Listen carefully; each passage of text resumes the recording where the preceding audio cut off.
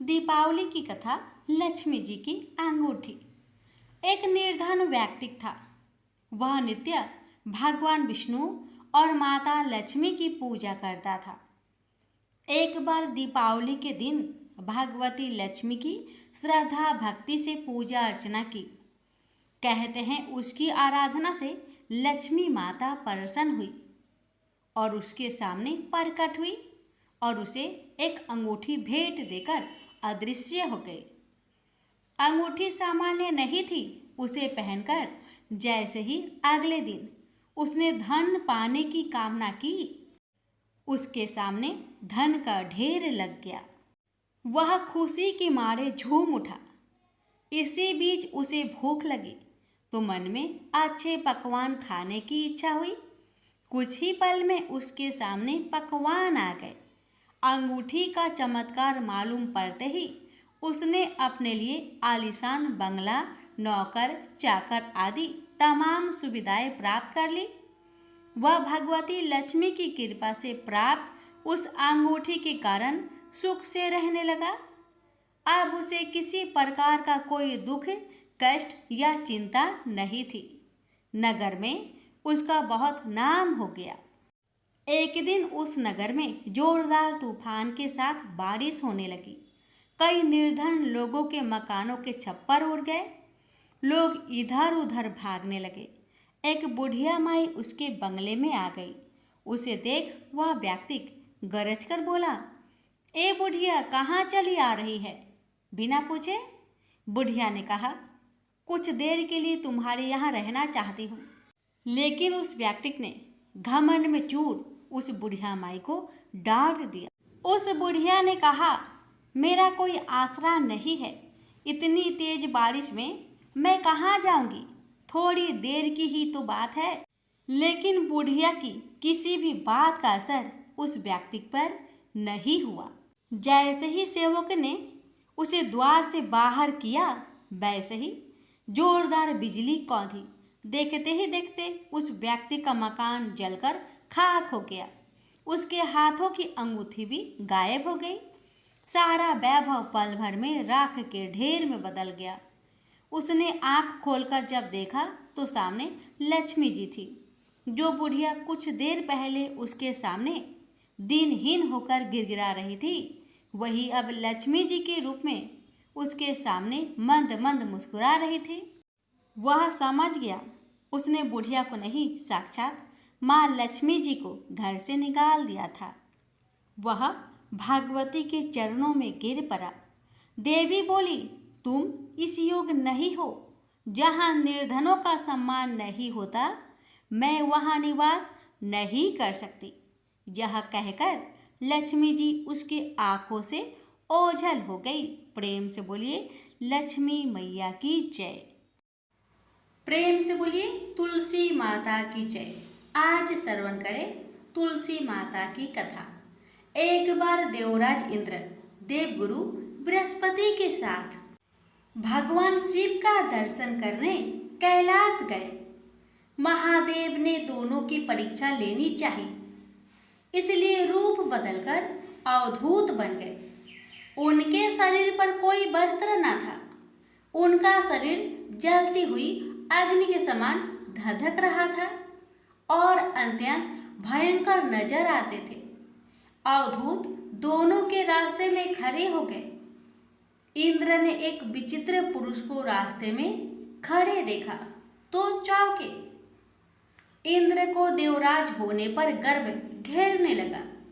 उन्होंने उस भयंकर पुरुष से पूछा, तुम कौन हो? भगवान शिव अभी कैलाश पर विराज रहे हैं या कहीं भ्रमण पर है? मैं उनके दर्शन के लिए आया हूँ। इंद्र ने कई प्रश्न किए, लेकिन वह पुरुष योगियों के समान मौन ही रहे। इंद्र को लगा कि एक साधारण प्राणी उनका अपमान कर रहा है। उनके मन में देवराज होने का अहंकार उपजा, जो क्रोध में बदल गया। इंद्र ने कहा, मेरे बराबर अनुरोध करने पर भी तू कुछ नहीं बोलकर मेरा अपमान कर रहा है। मैं तुझे अभी दंड देता हूँ। ऐसा कहकर इंद्र ने वज्र उठा लिया। भगवान शिव ने वज्र को उसी समय स्तंभित यानी जड़ कर दिया। इंद्र की बाह अकड़ गई। भगवान अवधूत क्रोध से लाल हो गए। बृहस्पति उनके चेहरे पर आई क्रोध की ज्वाला को देखकर समझ गए कि ऐसा प्रचंड स्वरूप महादेव के अतिरिक्त किसी का नहीं हो सकता। बृहस्पति शिव स्तुति गाने लगे। उन्होंने इंद्र को भी महादेव के चरणों में लेटा दिया और बोले, प्रभु, इंद्र आपके चरणों में पड़े हैं, आपके शरणागत है। आपके ललाट से प्रकट अग्नि इन्हें जलाने को बढ़ रही है। हम शरणागतों की रक्षा करें। बृहस्पति ने विनती की, प्रभु, भक्तों पर आपकी सदा कृपा बरसती है। आप भक्त वत्सल और सर्वसम्मत है। आप इस तेज को कहीं और स्थान दे दीजिए ताकि इंद्र के प्राणों की रक्षा हो। भगवान रुद्र ने कहा, बृहस्पति, मैं तुम पर बहुत प्रसन्न हूँ। इंद्र को जीवन दान देने के कारण तुम्हारा एक नाम जीव भी होगा।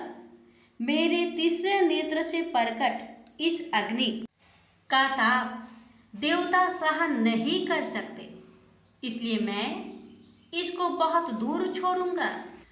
महादेव ने उस तेज को हाथ में धारण कर समुद्र में फेंक दिया। वहां फेंके जाते ही भगवान शिव का वह तेज तत्काल एक बालक के रूप में परिवर्तित हो गया। सिंधु से उद्भव होने के कारण उसका नाम सिंधु पुत्र जलंधर प्रसिद्ध हुआ। जलंधर जिसका नाम शंखचूड़ भी हुआ, शिव के तेज से उत्पन्न हुआ था।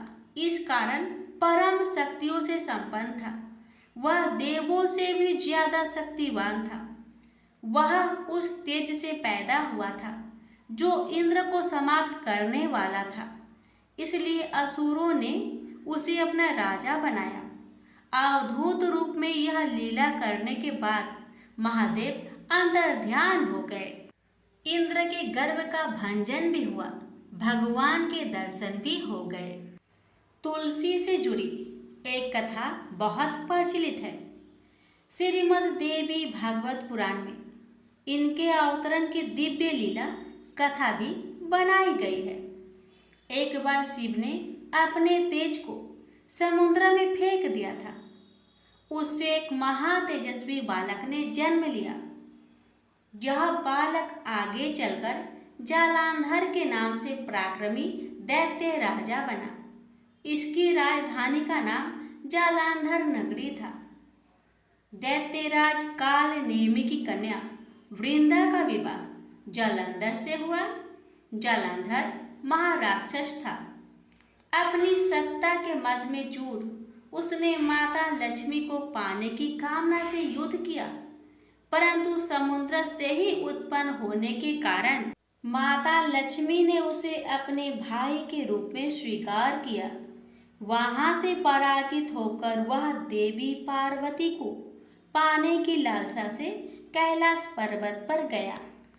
भगवान देवाधिदेव शिव का ही रूप धरकर माता पार्वती के समीप गया, परंतु मां ने अपने योग बल से उसे तुरंत पहचान लिया तथा वहां से अंतर्ध्यान हो गई।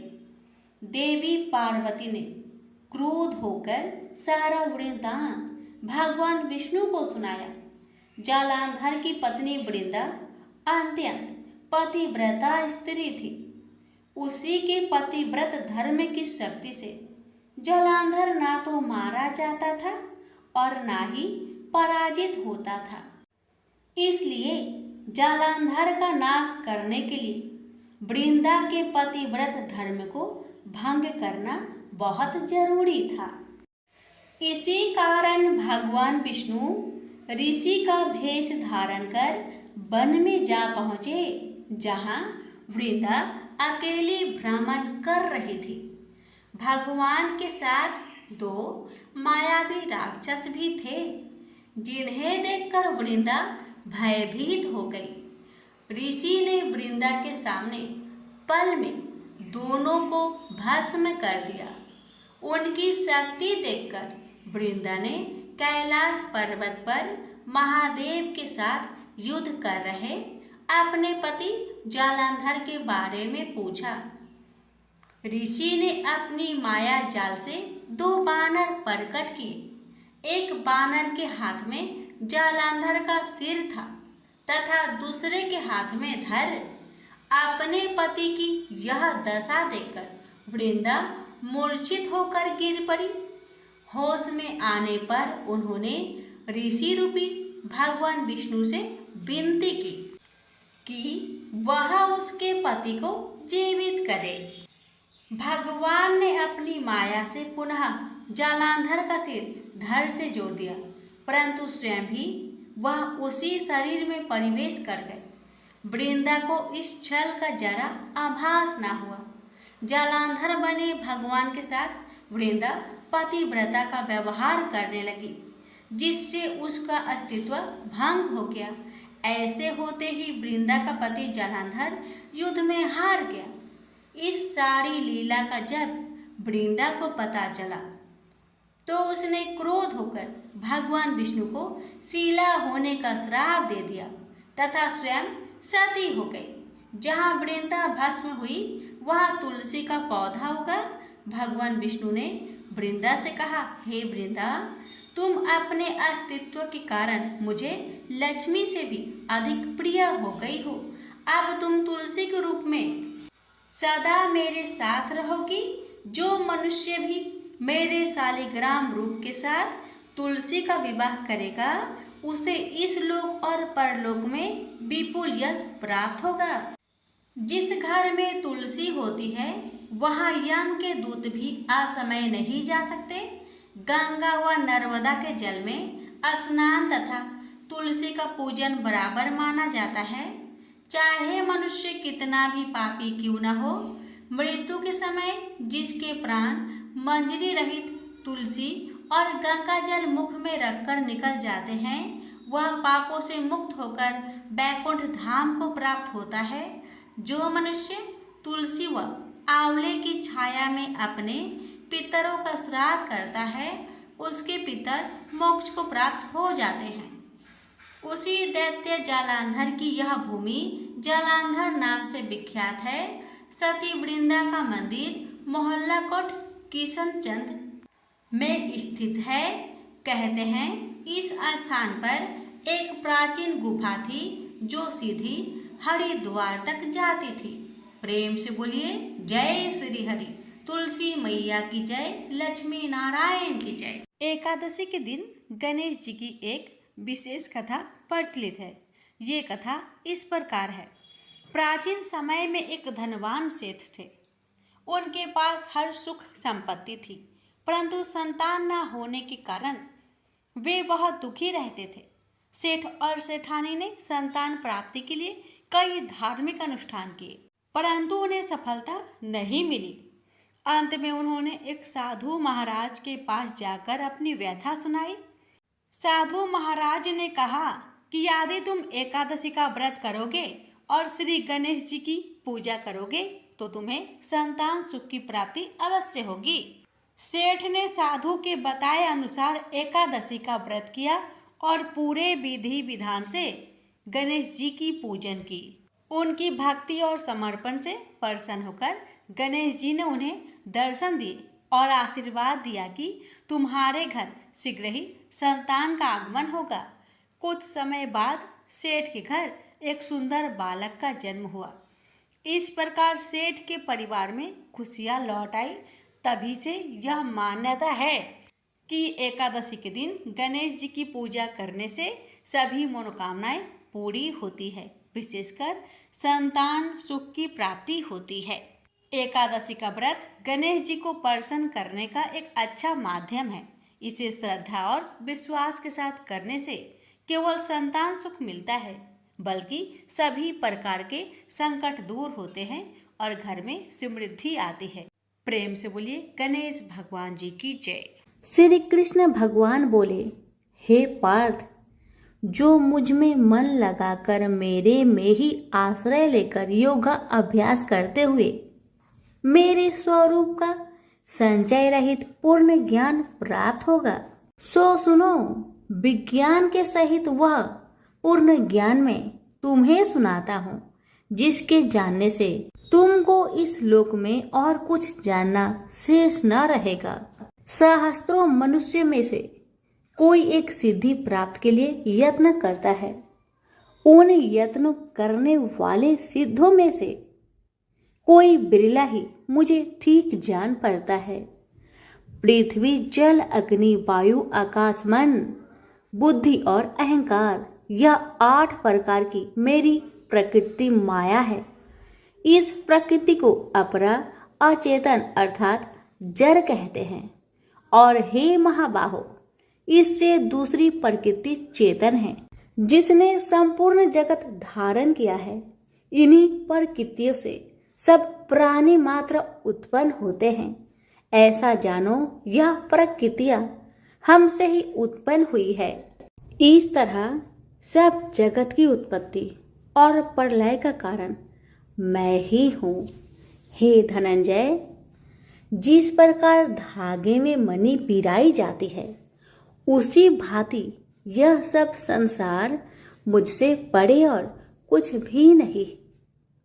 हे कुंती पुत्र, जल में रस में मैं ही हूँ, चंद्रमा और सूर्य में प्रकाश में मैं ही हूँ, सब वेदों का सार मैं ही हूँ, आकाश में शब्द तथा पुरुष में पौरुष मैं ही हूँ। हे अर्जुन, पृथ्वी में सुगंध तथा अग्नि में तेज रूप मैं ही हूँ, सब प्राणियों में जीवन और तपस्वियों का तप मैं ही हूँ। हे पार्थ, समस्त प्राणियों में सनातन बीज रूप मुझको ही जानना, बुद्धिमानों में बुद्धि स्वरूप और तेजस्वियों में तेज मैं ही हूँ। हे अर्जुन, काम और रोग रहित बलवान पुरुषों में धर्म के विरुद्ध न जानने वाला कर्म मैं ही हूँ।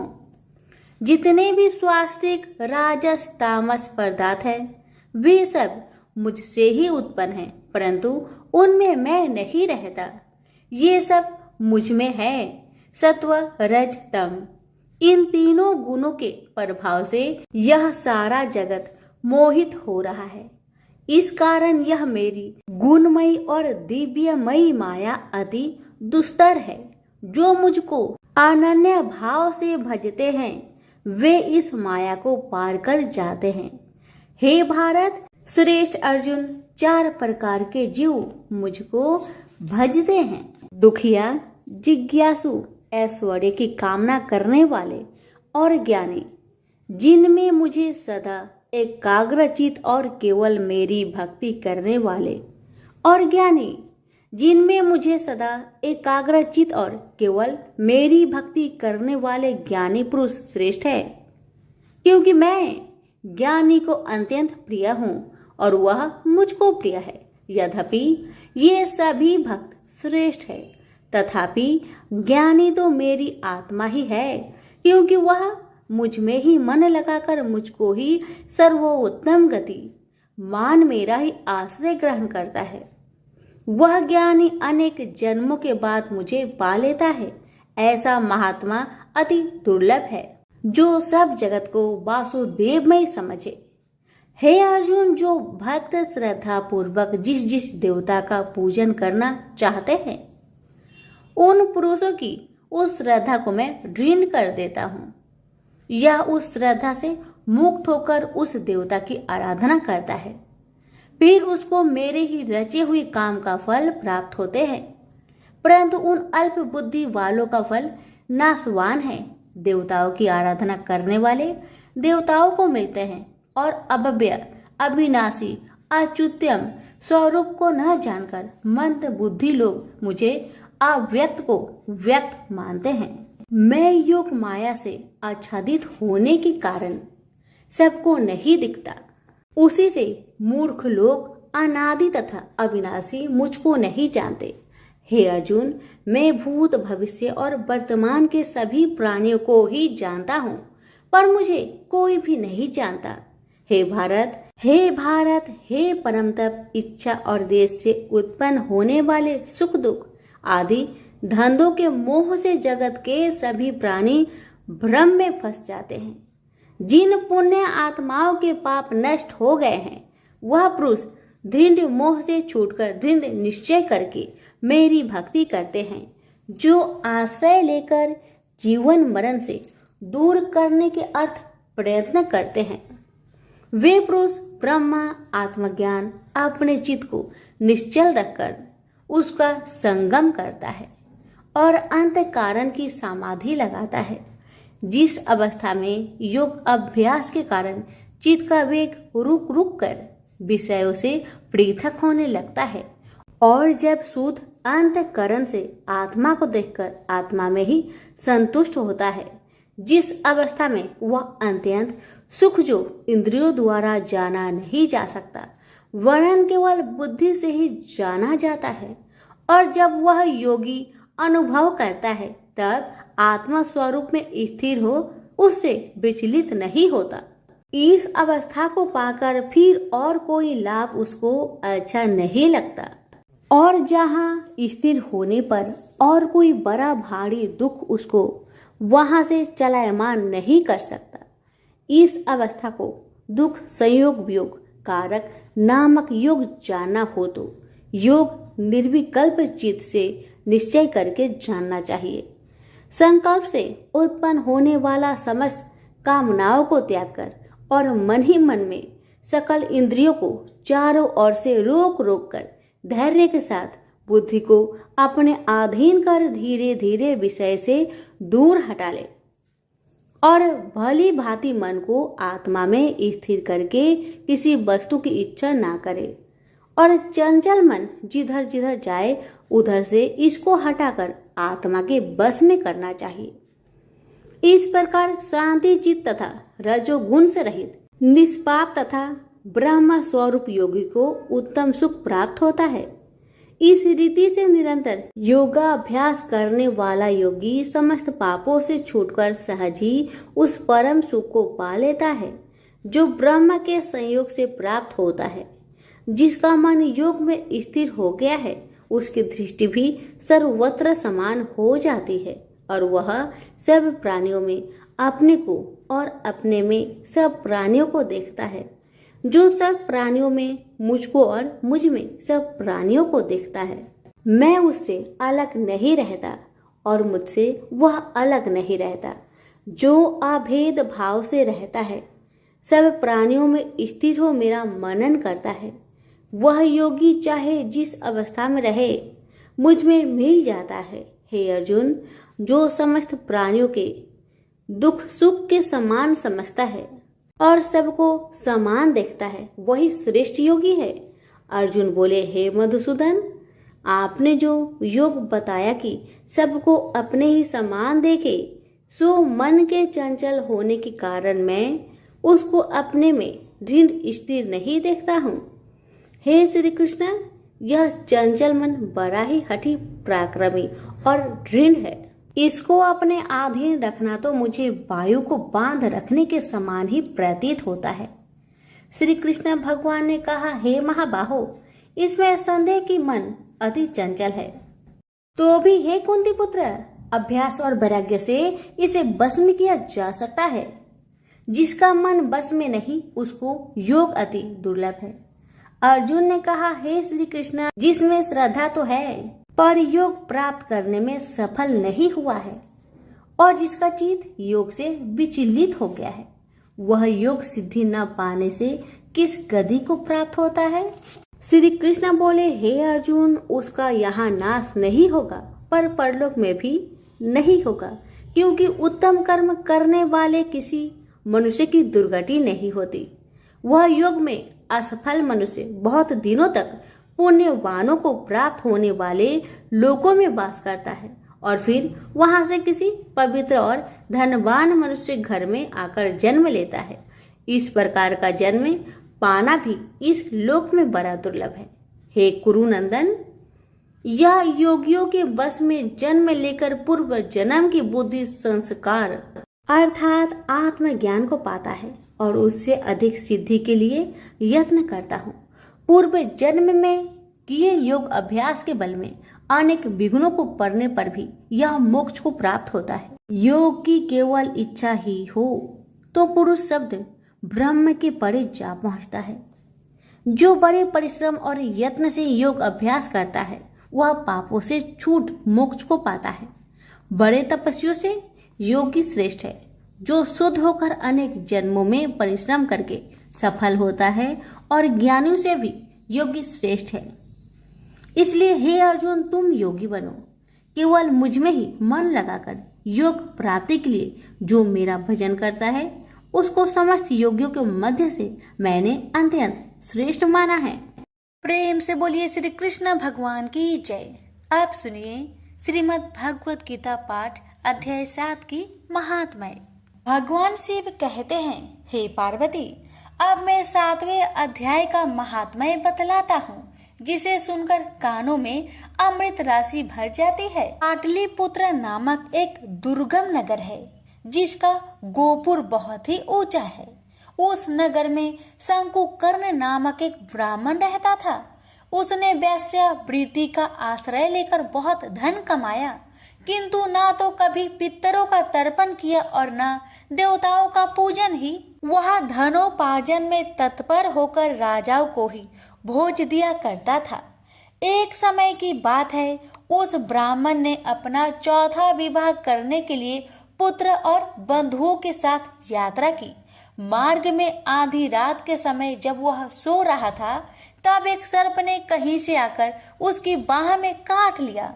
उसके काटते ही ऐसी अवस्था हो गई कि मणि, मंत्र और औषधि आदि से भी उसके शरीर की रक्षा असाध्य जान पड़ी। तत्पश्चात कुछ ही क्षणों में उसके प्राण पेखरू उड़ गए। वह प्रेत बना। फिर बहुत समय के बाद वह प्रेत सर्प योनि में उत्पन्न हुआ। उसका बीत धन की वासना में बंधा था। उसने पूर्व वृत्तांत को स्मरण करके सोचा, मैंने घर के बाहर करोड़ों की संख्या में अपना जो धन गार रखा है, उससे इन पुत्रों को वंचित करके स्वयं ही उसकी रक्षा करूंगा। सांप की योनि से पीड़ित होकर पिता ने एक दिव्य सपना में अपने पुत्र के समक्ष आकर अपना मनोभाव बताया।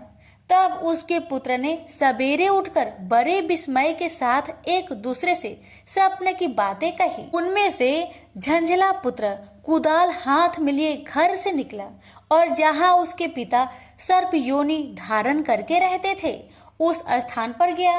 यद्यपि उसे धन के स्थान पर ठीक ठीक पता नहीं था, तो भी उसने जीहो से उसका ठीक निश्चय कर लिया और लोभ बुद्धि से वहां पहुंचकर बाबी को खोदना आरंभ किया। तब उस बाबी से बड़ा भयानक सांप प्रकट हुआ और बोला, ओ मूर्ख, तू कौन है? किस लिए यहाँ आया है?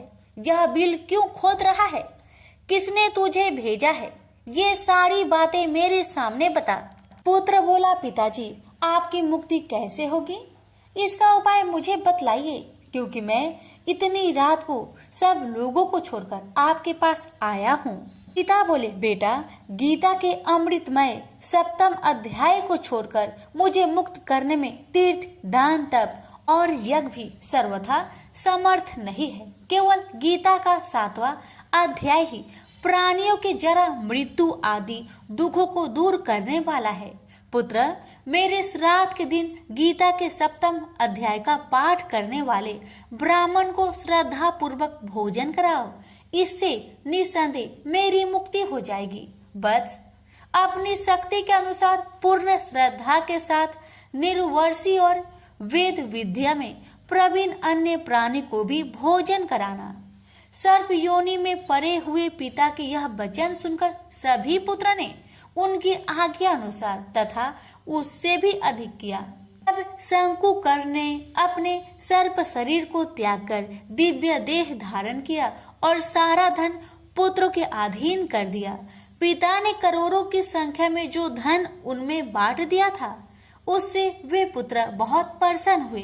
उनकी बुद्धि धर्म में लगने लगी थी, इसलिए उन्होंने बावली, कुआं, पोखरा, यज्ञ तथा देव मंदिर के लिए उस धन का उपयोग किया और अन्य शाला भी बनवाए।